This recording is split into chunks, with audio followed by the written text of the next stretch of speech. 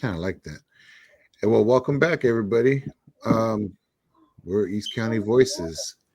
So, what do we got going on tonight, y'all? Or say hi. Sorry. I'm good. I'm acting Never like it's mind. my first time. The gang's all here. That's Hey right. everyone, Franklin here Hey, saying what's up. Nicole, Oh, are you hosting us tonight? I You're forgot. Yes, hosting I'm us sorry. tonight? I forgot to do my little. I'm so sorry. I'm It's slipping okay. over here. All good. Slipping.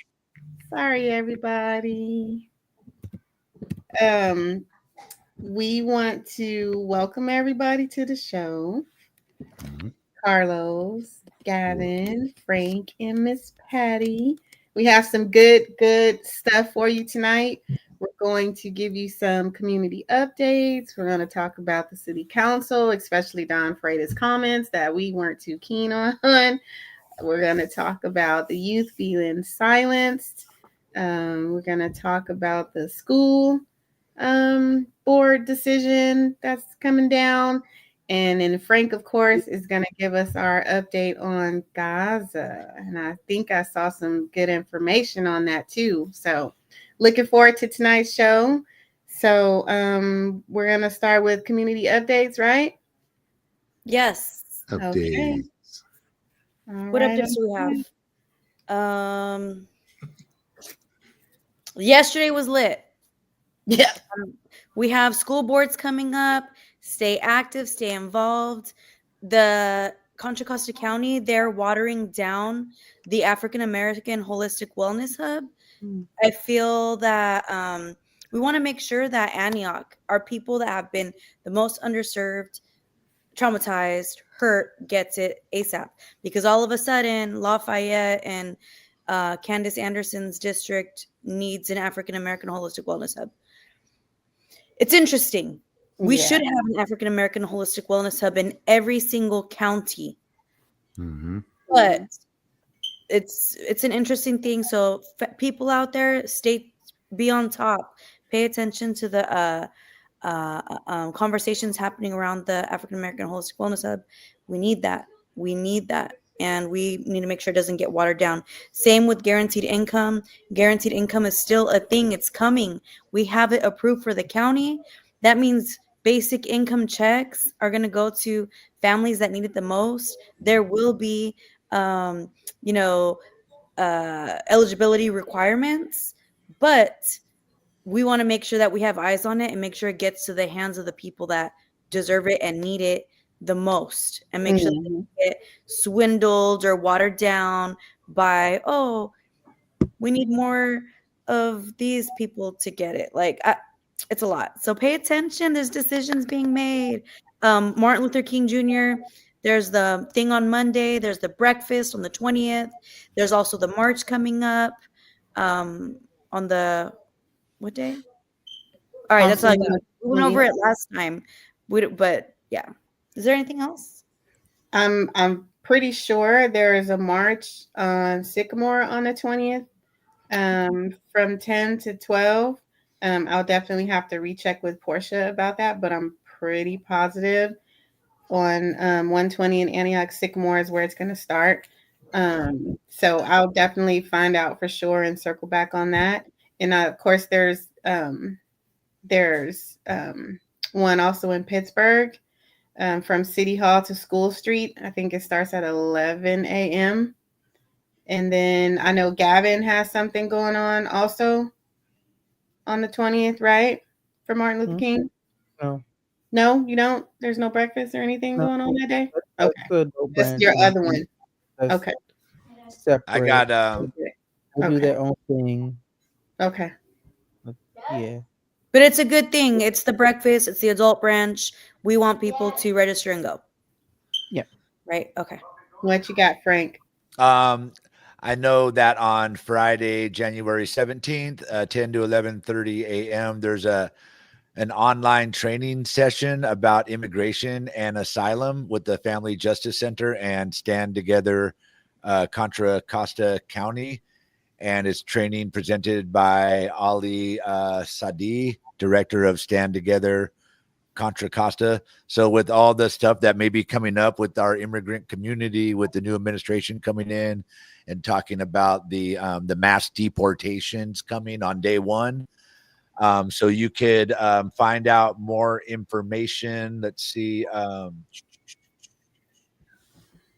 For more information, you can go to www.cocofamilyjustice.org, or you can call Martha at 925-521-6366. That's 925-521-6366. And that's an introduction to the U.S. asylum system and New Concord Immigration Court. Okay. Sweet. Thank you, Frank. There's actually a lot happening with the Mount Diablo Peace and Justice Center, and so I'm not going to get through the whole list. But if you go to Mount Diablo Peace and Justice Center, there's a whole list of upcoming activities, including some other MLK Day events. Sweet.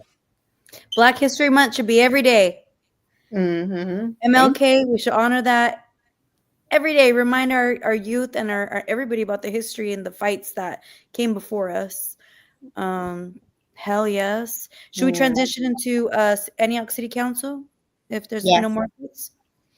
Yeah, we asked for them to bring to maybe make Antioch a sanctuary city. From my understanding, Contra Costa County is a sanctuary county.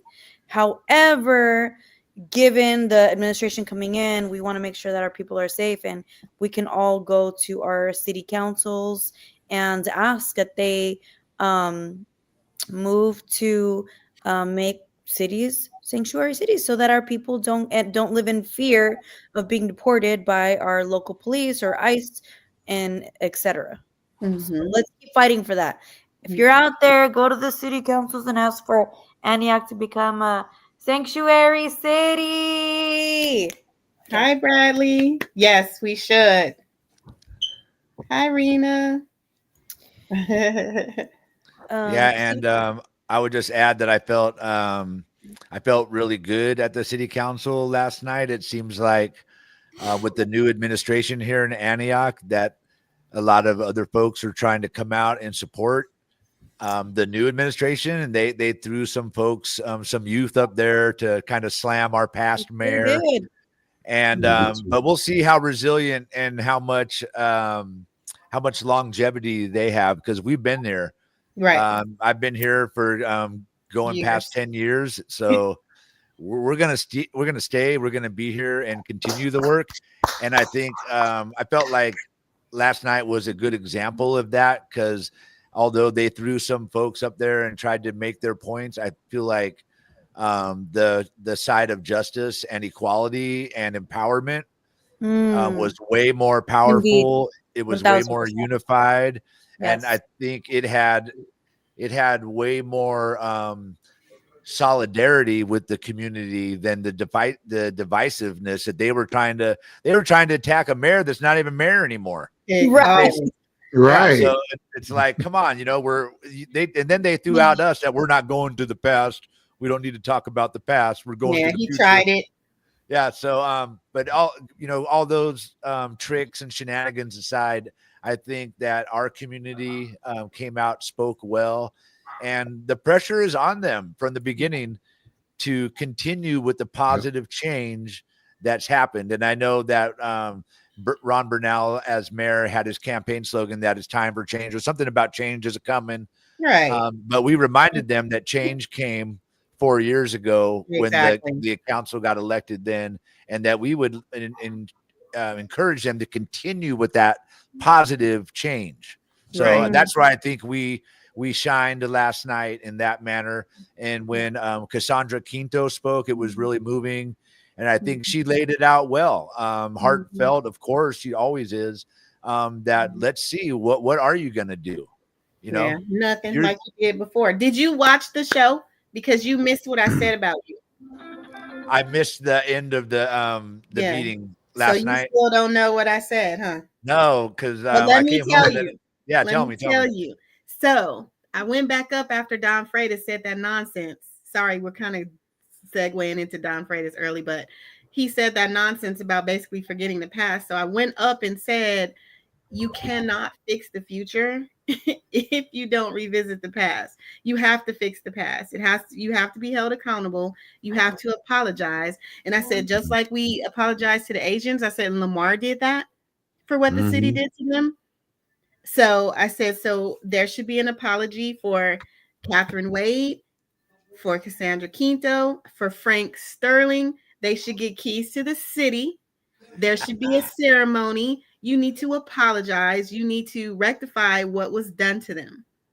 So yeah, you got to go listen, because believe me, I said it. And you said it beautifully. You said you. it. Oh my gosh. Yes. I was listening online.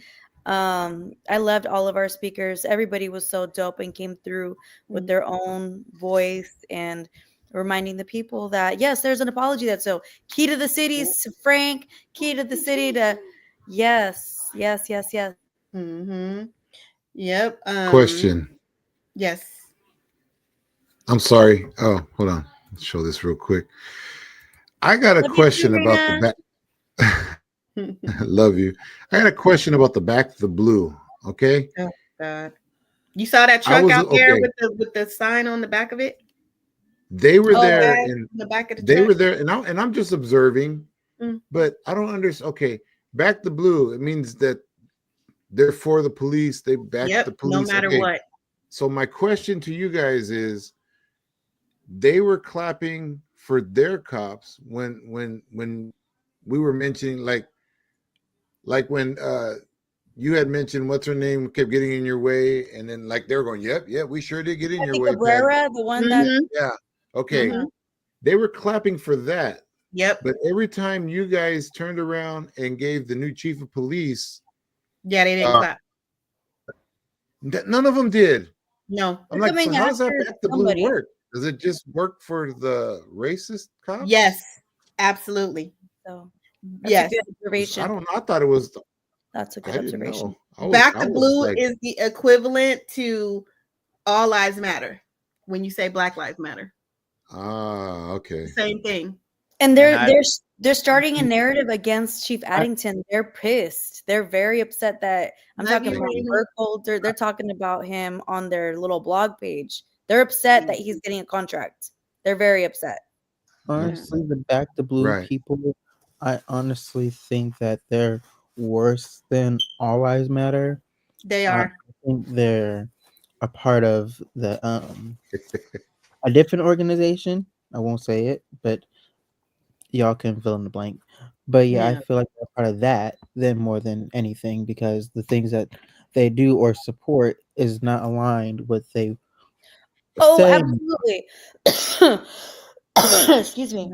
And I think they don't like to see us having a positive relationship with the cops when we do have a relationship. It doesn't fit their narrative that we hate the cops. It doesn't fit their narrative that we're just police haters. But when they see Chief Addington come out and say hi, or they see V Hill come out and say, "Hey Frank, how you doing?" And or they see people talking to him, it doesn't fit their narrative. So interesting. Yep. I would say another thing that stood out about the city council, and I think we had some comments about it today in our chat groups, is that the performance of our new city manager, who's blowing it out of the water. Yep. And Bessie Scott. Who got this deal with the feds and the Antioch police immediately. Maybe she did hold him down a little bit to the 5 years, and we could have got more, but as far as a deal maker for the city of Antioch and for the police and the city, that was a deal they could all get behind, because it's going to save the city money where it could have been a lot more long-term. This deal is for 3 to 5 years, and it could cost up to $225,000 a year, maybe $250,000 to pay for those consulting firm and the duties that they'll perform. In the deal, it says not to exceed $250,000 or $225,000 a year for those consultants. Mm-hmm. So we'll see what happens. Oh, hi, Earl. He's watching from Texas, you guys. Who is? My baby Girl. brother. He's watching Hey, from look Texas. right here. Hey, Woo! Mm. Yes, we love us, Nicole. Love us, our Yay. Nicole, our auntie Nicole. Yes. shout out to Tejas. Yes. Tejas in the Nina. house. I want to bring a quick Yeah. history fact. What you say, Gavin? I want to bring a quick little history fact that what Antioch don't know, and a lot of people don't know because they try to play it off like it didn't happen. But when Gianna, my younger sister, was the youth council president for the NAACP for here in this county, she's the one that got the police together in Pittsburgh and asked them to march with us. And we had a historical march here in Pittsburgh because it was never done before, and we marched with the police. And it was never done before, and that's something worth recognizing. And Absolutely. I feel like that's something really worth talking about. Absolutely. Absolutely. Shout out to Gianna. We have a good relationship. I definitely have a good relationship with the police here in Pittsburgh. The chief and the captain are awesome. So, and all the ones that I've talked to, and they're actually nice and friendly. Like if I'm out at City Hall and they drive by, they wave, "Hey, Nicole," you know what I mean? It's a whole different atmosphere from Pittsburgh to Antioch. It's not the same. Because, in Antioch, you see police and they looking at you crazy. But, when you come over here, they actually greet you and ask you, "Hey, how you doing?" So we're trying to get all the cities to be on the same type of, I don't know, community vibe. Because we need a community vibe. Like, And we have our guests on the show. Frank, how you doing? Welcome. Hey, that's my friend Rami. Rami, how you doing? And I guess we'll transition out of our city council section, and we'll come back to that in a moment. Let me introduce our guest tonight, Rami. He works with the Palestinian Youth Movement. He's always organizing, and he's busy in the community. And we thought that we would ask Rami to join us tonight because of the big news that we're all hoping is going to be true and that's going to be held to. And that is that there's it's real close. I know it hasn't actually taken effect on the ground, or like some papers, like Israeli newspapers are saying it's not quite signed deal yet, but hopes are high right now after 15 months of devastation in Gaza, that there's going to be a ceasefire. And Rami's been on the front lines, not only of protests, but keeping us informed on what's happening. And well, let me just welcome you, Rami. Thanks for joining us tonight here on East County Voices. Thanks for having me, Frank. And hi, all. Nice to meet you. Hi, I'm really Rami. honored. Welcome. Really honored to be invited to chat with you guys and talk about what's new with the Palestine movement. Real quick, can you just let folks know a little bit about yourself, who you are, and how long you worked with PYM, and what's got you into this, so people kind of know where you're coming from and where your knowledge is coming from? Yeah, absolutely. My name is Rami. I have been a member of the Palestinian Youth Movement since 2021. So I was actually brought in around the 2021 siege on Gaza, which I thought was going to be the worst. But here we are. Arab Youth in Diaspora. So PYM is a transnational grassroots group, and we have chapters all over the US. And our main mission is to bring in as many Arab youth as we can. We know that when over 50 years of displacement, especially in the Arab region, our folks come here to the United States with this facade of the American dream, and they become detached from the struggle. They are literally taken out of their community and put in a community where imperialism is encouraged. So we are trying and successful in bringing our youth back to the politics. So we don't just hold this cultural lens that's absent of the politics of Palestine and the Arab region as a whole and the impact of imperialism on our region, but we pull the two together to make sure that every youth that we bring in has an active stake and an active role in the liberation of our people back home. Yeah, thank you. Because that's what they do. They get you spread out. You're away from your culture. You're away from the politics. But one thing that I've noticed meeting Palestinian youth movement folks is that the fire burns strong. The old saying that the youth will forget is definitely not true. The youth will remember, and the youth will keep the fire burning. So working with the Palestinian youth movement for me over this past decade has been tremendously eye-opening for me to see all the work that you've done as an organization. So thank you all for what you do and the organization as well. Well, let's get into what's going on with this ceasefire.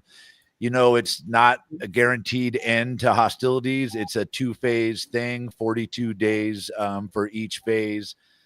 Some prisoner exchanges, a halt in hostilities, some aid that's to be brought in, things that are actually already supposed to be happening, to tell you the truth.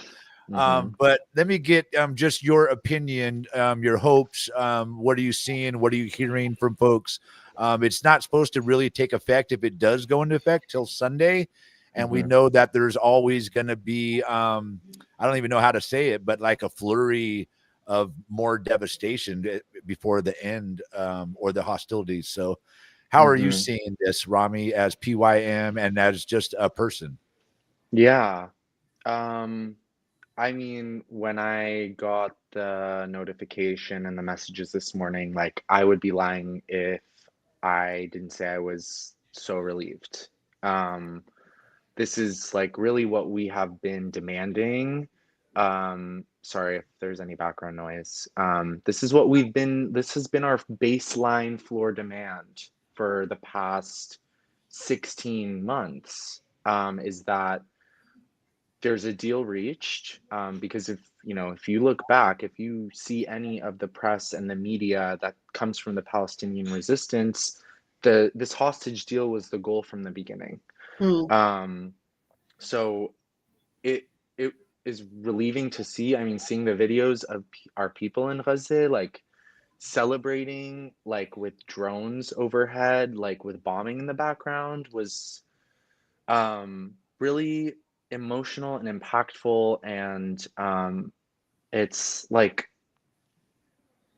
I'm relieved that this will come to an end, because for such a long time it did not feel like there was an end in sight. On a higher level, we know that the ceasefire takes effect on Sunday, exactly like you said. I just opened up Instagram and saw a lot of horrible images coming out of Gaza like an hour ago. So it is difficult to celebrate. It really doesn't feel like, or shouldn't be, a cause for celebration, but the hostilities are continuing until Sunday, like you said. This is historically where we actually see the most damage, the most death. Israel does this historically. In the final days before cessation of hostilities, they ramp it up. We saw this in Lebanon too. I mean, the Lebanon Zionist ceasefire agreement was 60 days, right before there was a ton of brutal massacres, and after these 60 days, they're still in Lebanon. So we have to maintain a lens of being hopeful and having revolutionary optimism, knowing that our people's steadfastness and their resistance is what has them standing today. I mean, if you look at the situation in North Gaza now, it was a complete, I mean, the siege on Gaza has been happening for 17 years. This genocide has been happening for 16 months. And this complete siege on North Gaza, like a 4 by 5 mile radius, with the destruction of every single hospital, the arrest of doctors. We saw Dr. Hussam Abu Safieh. Um, and our people did not leave. They stayed. They didn't allow for Israel to clear the land for settlement, which is their goal. So we owe it to the people of Gaza for being persistent, being strong and steadfast. And the Palestinian people are no more equipped to handle a genocide than any other people. But they persisted, and there is always a level of skepticism that we have to have around these ceasefire agreements too. I mean, if the United States is the mediator, the traitorous Arab states are also mediators. Israel could very much, this is starting to feel a little bit like an Iran-Contras type of, political display for the Trump administration. So I don't want to be I don't want to be a pessimist, but we could very much see a breaking of the ceasefire with, in the next couple weeks in the Trump administration. So we always have to maintain our guard, but we have to be able to celebrate these wins, because any alleviation of suffering for people in Gaza is worth it.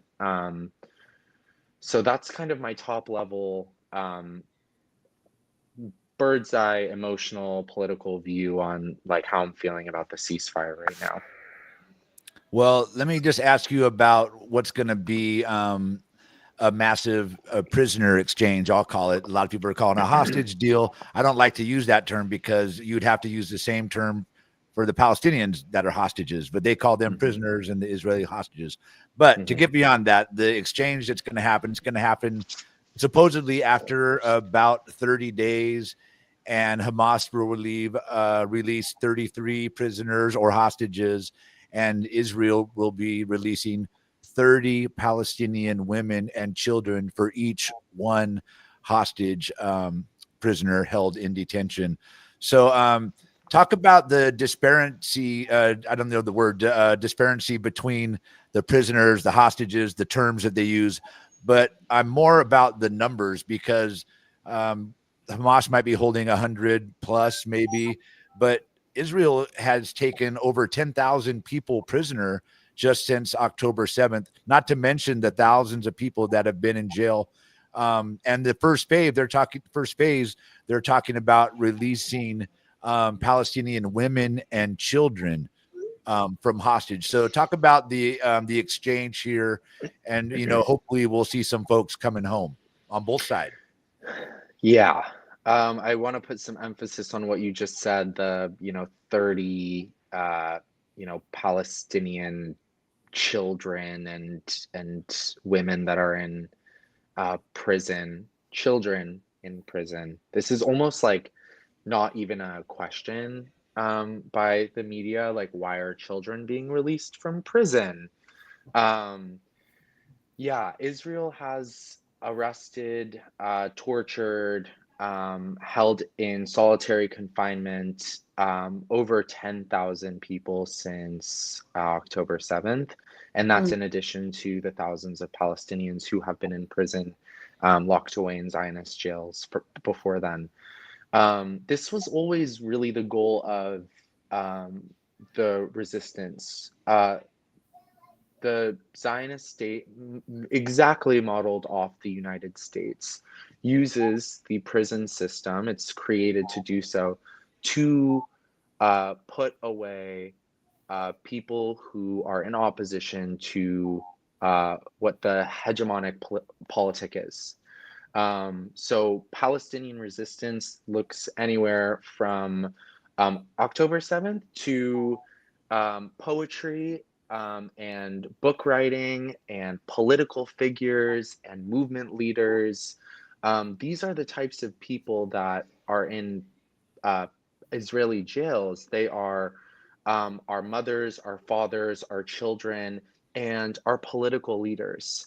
And one part about the agreement that is, I would say, very important is that a lot of, what they were going back and forth on, in every iteration of ceasefire talks was actually the specific prisoners that Israel didn't want to let go, and that the Palestinian resistance was unmovable on freeing people like Marwan Barghouti, who are Palestinian political leaders, and this is the main goal of imprisonment by Israel, is to squash the resistance and make sure that the Palestinian people have no political leadership.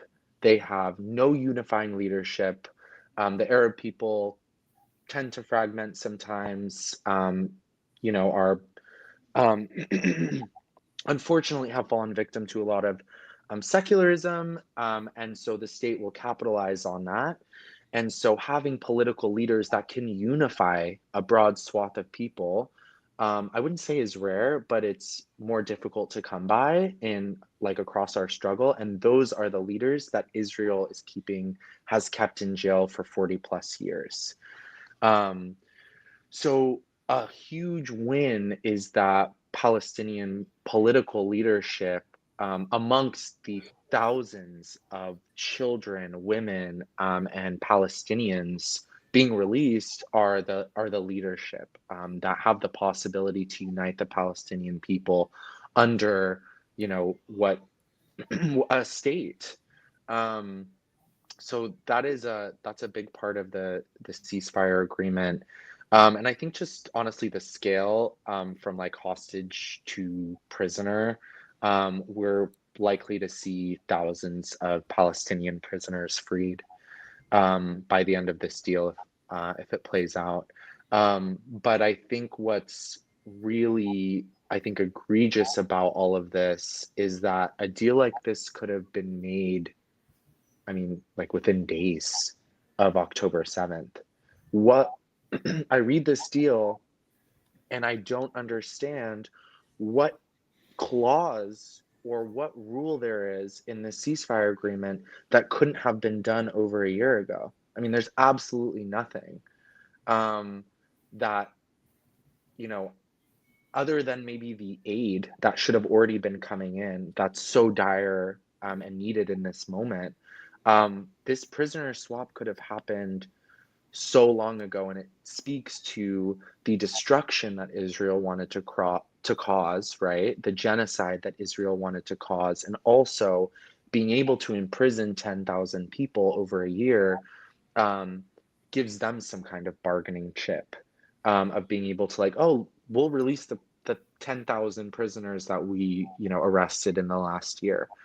But what it really strikes for me is the lack of political will of the Biden administration, the Democratic Party as a whole, to even want to push a deal like this through. This is, just a political bargaining chip for them to go out of their administration with like a check box almost, or like, we'll forget that Biden's legacy was the murder of 100,000 Palestinians, and he's able to just step out of it with this ceasefire deal. That's what it shows me, is that this was entirely possible, 16 months ago. But it's only until now, like 500 days into a genocide, that a deal like this is being made, at the expense of the Palestinian people, and honestly at the expense of the American people, whose $18 billion went straight to Israel over the course of this genocide. That shows me how hell-bent the United States is in caring about the settler colonial goals of Israel, what they really want in the region of land theft and oil and access to resources, versus the actual well-being of people here, let alone the millions of people who have been in the streets over the last 6 months across the political spectrum making their demand. Definitely. If you're just joining, that's Rami of the Palestinian Youth Movement. I think we're probably getting ready to move on our show, but I'll just let you get some last words before we get ready to say goodbye to you, Rami. You know, the ceasefire deal will hopefully kick in on Sunday. What are you looking forward to? You know, outside the deal, but as a political organizer, as somebody that's, you know, on the front lines, you know, what are you looking forward and planning out over the, you know, these next coming weeks and months, you know, as Palestinian Youth Movement? We'll definitely be keeping an eye on everything that's happening. But the work is definitely not going to stop. The whole region is literally devastated. If the deal does go through, there's going to be massive influx of a need of, you know, rehabilitation for the Palestinian people, the city. I don't think a lot of people see the devastation that the people that follow it closely do. There's really nothing left in the north of a building or anything. So what's the Palestinian Youth Movement? What are you all looking to the future as far as keeping the work up, keeping the activism going? Yeah, I think you said it perfectly, that this struggle is far from over. Well, the one thing that I'm looking forward to personally is not organizing under a genocide. That was difficult for everyone. And I think what we've been doing consistently in protest and rallies and base building, media, etc., is calling to the conditions before October 7th, the conditions that allow Israel to bomb the Gaza Strip, which everyone, you know, 2 million people are completely trapped in with no exit. The way that these conditions have been facilitated was a long, long game. 75% of the people in Gaza are refugees from another part of Palestine. So what we are uplifting and what our goal is that through all of this, Palestine is back on the map. We need to get back to the core root of our demands beyond ending this genocide, which is an end to the Israeli occupation. It's an end to the siege on Gaza, where people were only able to access 3 hours of electricity before this genocide, hot water, not able to leave the Gaza Strip if they had life-threatening injuries or cancer or diseases. Like, there was no freedom of movement in Gaza beforehand, let alone it being the most surveilled place on the face of the earth. But there's no freedom of movement in the West Bank either, or even within 1948 borders for Palestinians who are living there too. Palestinians are and will be living under a state of siege unless we make sure that the United States ends their support for Israel. That is the only way out of this. Israel would not have been able to do, and this genocide would have been completely impossible. That temporary truce that we saw 2 months into the genocide was so that Israel could stockpile. This was not, Israel could not have continued if it weren't for the United States funneling fighter jets, bunker bombs, tanks, Merkava tanks, and the limitless corporations like Maersk, one of the largest logistics company in the world, who facilitates this transfer of goods from the United States straight to Palestine, straight to Israel. So our focus has to get. I think we've set us up well. Franklin, you've seen the hundreds of interviews that I've gotten you, but like, our demands are the same. It's ending the siege on Gaza, and even more so than now, it's an arms embargo. And we know that we're not going to get an arms embargo from the politicians that we have. It's unfeasible. If it was unfeasible under Joe Biden, it's not feasible under a Republican president. Not to say that they're any worse, to be honest, or at least for the Palestinian people. But the biggest goal that we have right now is a people's arms embargo, is imposing people-powered, grassroots, people-led arms embargo against the Israeli government. And so we have a campaign right now against the global, I think one of the top 3 logistic companies in the world. You've probably seen their trucks on the road. They're called Maersk. They have a blue star next to them. They are responsible for carrying thousands of pounds of military cargo from the United States to Israel over the course of this genocide. And they are the entities, the corporations that really fly under the radar in being able to make this genocide happen.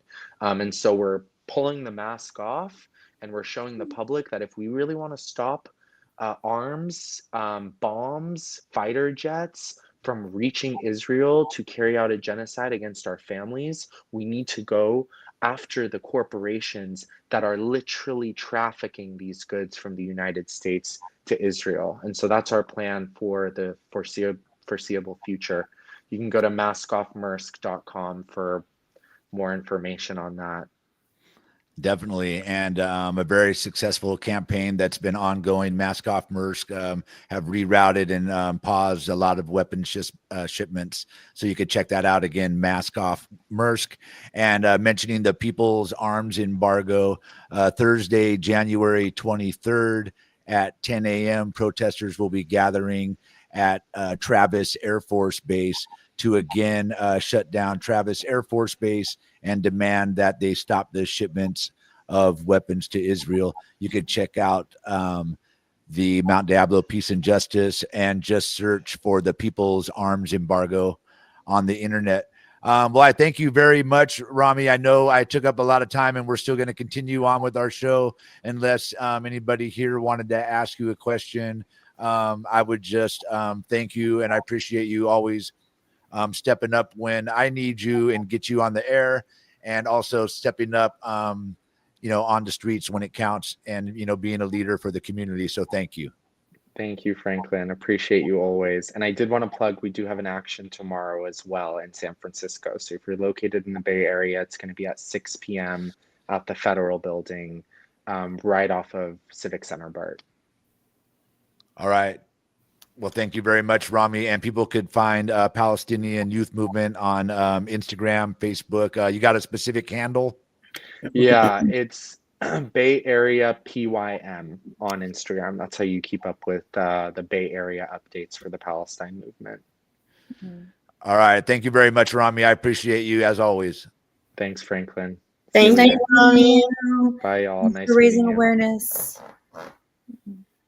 All right, y'all. Thanks for letting me get Rami on. And Rami is he's been out in the streets. I know you might have seen him in news clips or other places. He was on the Bay Bridge when the Bay Bridge was shut down. He's been he was at San Francisco General Hospital the other day when the healthcare workers called in sick from genocide. So yeah, you could check out videos with Rami, videos with the healthcare workers on my First Voice Media Facebook page. That's First Voice Media on Facebook, where I've been posting the videos that I've been taking. So I thank you all and appreciate you for letting me have that time and being able to bring Rami's voice to the East County Voices. Thank you. Thank you, Frank. Ultimately, humans matter. All human lives. Yeah. Babies. I hope there's accountability, man. I know. Into it. Thank you, Frank. Yeah. We're gonna move into Gavin's the youth being silenced. I think it's a perfect time to talk about that. Yes. So I want to talk about the ways that youth count, not like youth count. So the youth council, the East County NAACP Youth Council, We've been noticing like a lot of people that are being silenced, and especially around youth. And we've been trying to push this issue forward and let our community know that youth voices are really being silenced, especially youth of color. And the way this is being silenced is one, they want to have police officers walking through the schools that are in black and brown, predominantly black and brown areas, but not where the white, not other like our white counterparts that are in those schools that are actively doing more harm. There's students that have done, um, there's been students that have done like ripped the doors off of the schools, committed school shootings, punched holes in the wall, traumatized teachers, traumatized other students. The list goes on, but nothing is being done, and they're not being held accountable. But when it's the predominantly African American schools, it's like, oh, we need the police here. We need them to do these things, but there's no way to communicate that. And then also at the same time, they want to take away, um, they want to minimize youth on education on the government, education on voting rights, then and also educating on not educating youth on history. And they want to take things out of history now. And Mm. that's why it's so just so really important that we need to push history and change the curriculum, which I'm really hoping that now that we got some people in place that they will change the curriculum where we're actually teaching black history, where we're actually teaching Latino history, where we're actually teaching Native American history, where we're actually teaching LGBTQ history, but we're not. We don't talk about it. And Not yet. that's another thing. They want to take away so many rights of students that they're taking away the parents' rights on top of that. Mm. So when they take away the students' rights, they're taking away your parents' rights.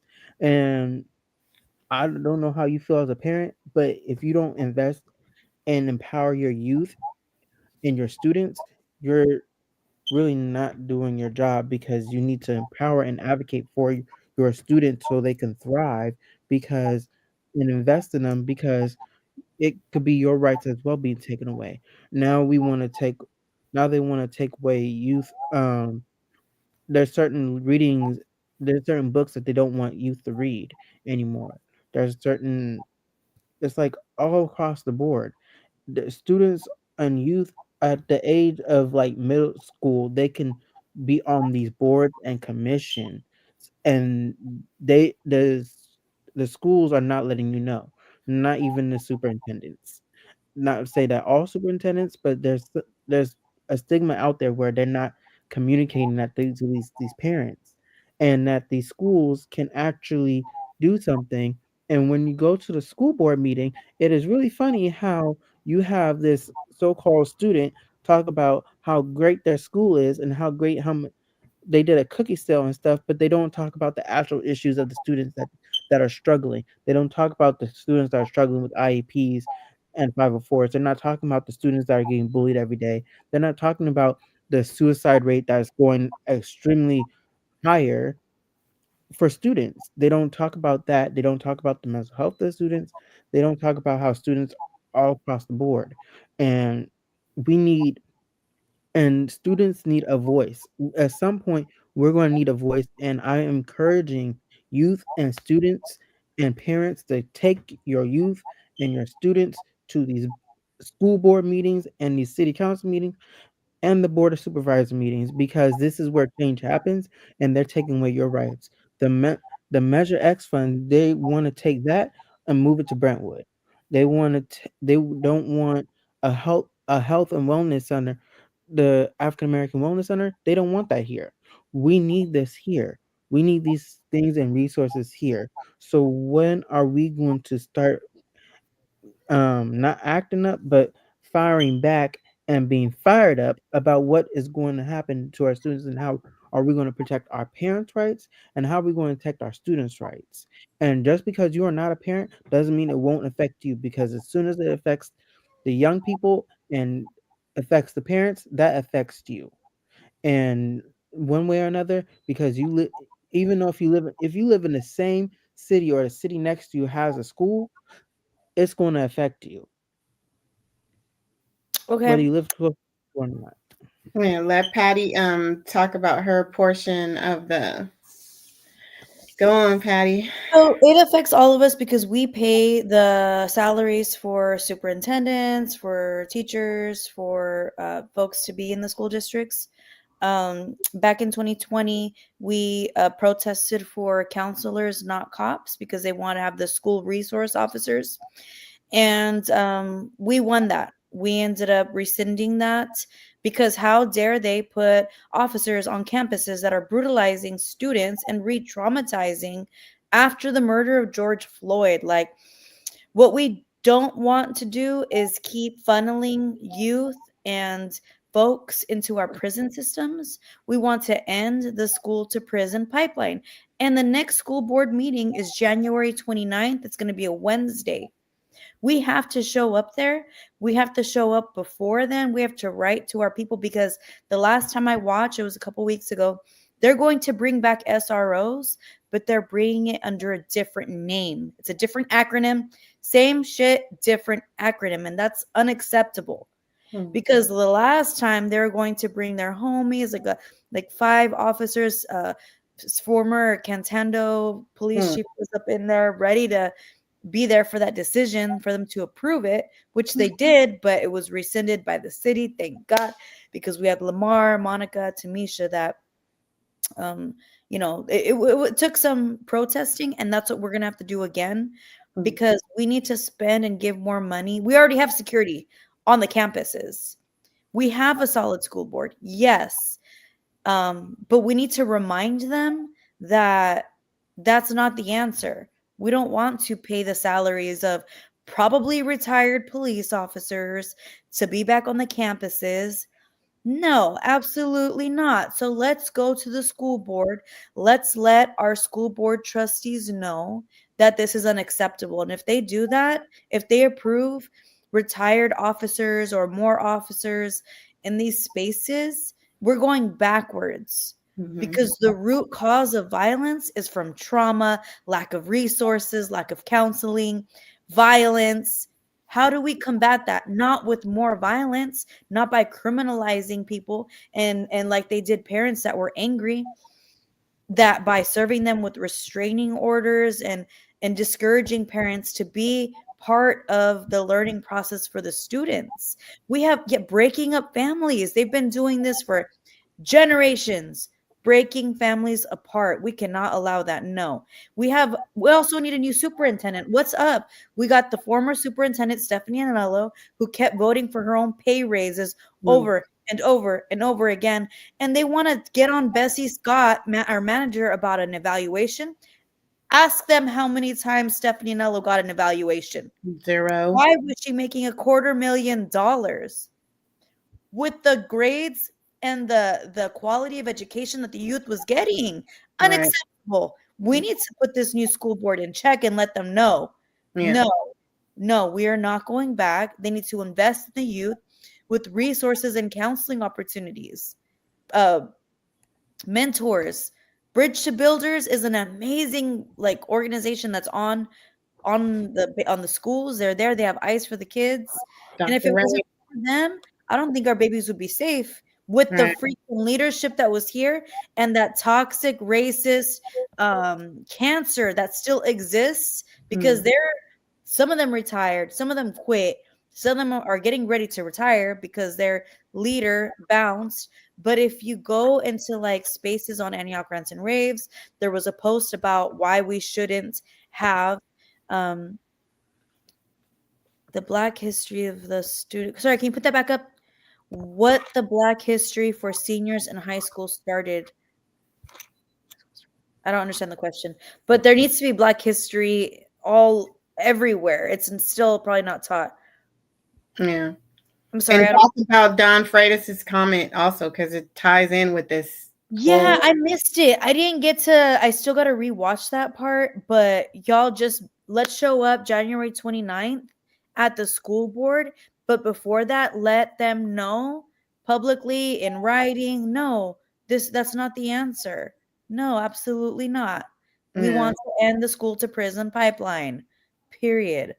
And we Yes, have to stop the city council from wanting to sweep all of the trauma under the rug, because he basically said, leave the past in the past. We want to move forward. Well, we that's what haven't Don fixed the Freitas past. said. Yes, we haven't fixed the past Ugh. to move forward yet.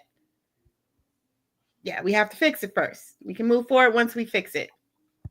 And we fix it by apologizing, acknowledging, holding them accountable. Otherwise, they're going to keep repeating the shit. Black history to be required in high schools. That was, and they haven't. Wow. Okay. Yeah. So if that was already approved and they're sleeping on it, what are they waiting for? Are they waiting for a watered down version? No. They need to make every senior mandatory watch The Uncomfortable Truth, Emmett Till, ¿qué más? 6888, mandatory Black history documentaries. If they don't want to teach it and write it because it's so lengthy and so much, look, documentaries, write a paper on it. I mean, they need to learn about all the bombings that happened here, because And it wasn't just Tulsa. that part. We need to know Central Park used to be Black people, and they basically killed them off to make Central Park. They need to know about Bruce's Beach in LA. They need to know about the Devil's Punch Bowl in Mississippi. There's so many things that they need to know about that they have no clue. They need to know that our babies were alligator bait. They need to know that our babies were in zoos. Like, there's so much that they have no idea. They need to know that Black people invented literally almost everything in this country, like the doorknob, the countertops. Like, it's so many things, it's not even funny. Yeah. But again, we've never done anything. We've never contributed. We just don't want to do anything because we feel like since we were slaves, there's nothing we need to do. No, everything was stolen from us. Everything, our identity, every single thing was stolen from us. And yet they don't want to apologize simply for that. And we've never gotten what we were supposed to get, ever. Yes. Still to this day. And the only reason that and I'm privileged to know this is because I went to higher education that was paid for because of my GI Bill. I was never taught everything that I learned because I did my thesis on reparations. That's it. And I'm going to always stand firm on the debt that is owed. There is never going to be enough money to make up for the trauma, because trauma is passed on. It's generational. It's in our DNA. Yeah. And the lack of empathy and the lack of understanding from these racist folks still using derogatory, racially charged language in these blogs is disgusting. Things like ghetto, things like hood rat, Black babies, blaming Section 8 for this and that. Y'all, they are a disgrace. They don't understand that in order for us to bring some social equality, equity, we need to bring people up. Black people, Black lives, Native lives, lives that have been historically oppressed in many ways. And we're talking about job opportunities, because they would try to work and then they would create legislation to stop them from going to work. You have to look, this is real. The trauma is real. Reparations are owed. Give land back. Teach the history so it doesn't repeat itself. And then, matter of fact, for Antioch, they need to talk about the history that Frank, Miss Catherine, Carlos, Nicole, Gavin, the history that we made here in our little city. That needs to be in history books of the atrocities, of the civil rights and the human rights violations that was happening by the police here in our city. Absolutely. Okay, rant over. That's why they don't like that we like the actual cops that are good, because they don't like the good cops, because the good cops are not going to go along with the bullshit. We want good cops. That's what we want. And again, I have to remind them all the time, because they seem to think that nobody Black is in law enforcement, or we don't know any. First of all, I have a cousin at CHP. I have plenty of friends that are police officers. I have friends that are FBI. Shout out friends, to the good family. guys. Okay, so like you can't Yeah, say that we don't know anybody that's in law for like we don't understand Yes, what law yes, enforcement does because yes, we do. We're yes. just talking simply about Right. domestic terrorists. Yep. Period. Yep. And in the military too. I was in the military 16 years. I worked with Exactly. U.S. Marshals. I Indeed. worked with hella police officers, and there was a lot of good ones. Thank Good you. ones, good leaders, leadership. Thank you. But there's also the traumatized ones that shouldn't be in law enforcement. I Right. will see that too. Right. So, yes, yes, yes. Yeah. Well, post-traumatic slave disorder is a real thing. And if we can completely be re-traumatized over and over, then there shouldn't be a problem with people learning about the trauma that they've inflicted. So they need to stop trying to hide the history. Mm-hmm. War on drugs. It's not in one history book. Oh, That why needs to not? be- Why would it be? Yeah. Gavin. You have something, Gavin? The misinformation about HIV and AIDS epidemic. Hmm. That needs to be talked about because there was two whole communities that was talked really down upon, and that was the LGBTQ and African Americans. Mm-hmm. They was trying to create this stigma that we created this disease when that was further Right. from the truth. Mm-hmm. Mm-hmm. That's why they burned down Chinatown. They were saying that there was disease brought by Chinese immigrants and burned like it was a lot. That was part of Antioch history. That's quoted. They did say things like that. Yes, Gavin. Yes. Mm-hmm. Okay. And we have to just say it again because Lamar is the only one who apologized to the Chinese people for the atrocities that Antioch created against them, and somehow he gets Waldy some credit Plaza. for that. Look it up, y'all. Waldy Plaza, downtown Chinatown, Antioch. Look it up. Mm-hmm. Okay. All right, Carlos, we better wrap it up. Yeah, we went a little bit over, but it's okay. Had a lot to talk about tonight. But we just want to thank our guest coming on. He's not here, but Frank, Rami. if you can thank, Rami of the Bay Area Palestinian Youth Movement, a great source of information. And I felt like he's been a great organizer and leader in the community out here on the streets to try to bring awareness to the Palestinian plight here in the United States. Mm-hmm. right. Love And it. thank each of you for being on tonight too. Thank you. And all the people that stayed to the end. Wow, we had Yeah, people that were thank you. locked in tonight. So I thank you. We thank you from the bottom of our hearts for your support. And then we also ask that if you did enjoy the show, to like and subscribe to the YouTube channel as well, because that helps us out tremendously. And we are on, if this is your first time, we're on every Wednesday, 8 p.m. Pacific Standard Time. So come back next week and see who else we got on. But with that, we want to thank you all again for tuning in. Peace, God bless, and we'll see you next time. Good night. Buenas noches.